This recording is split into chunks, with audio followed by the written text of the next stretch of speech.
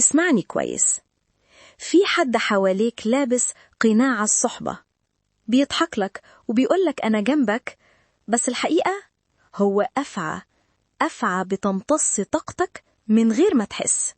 الأفعى دي ممكن تكون من العيلة، أو واحد بتديله أسرارك، أو اللي بيحضنك وبيقول أنا معاك، وهو في الحقيقة بيغير من أي خطوة بتنجح فيها.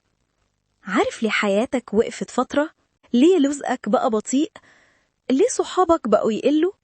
علشان الأفعى قربت وبدأت تعض من روحك.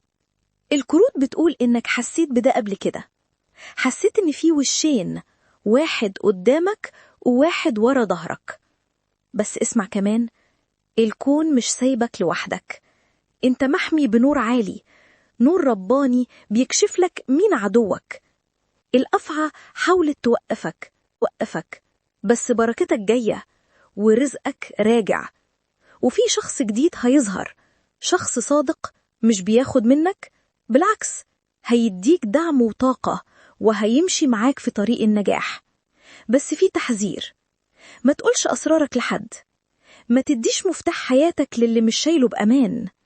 لو الكلام ده لمس قلبك، اعرف إن الرسالة ليك، والخطوة الجاية منك ابعد عن اللي بيتمنى لك السقوط وقرب من اللي بيخاف عليك.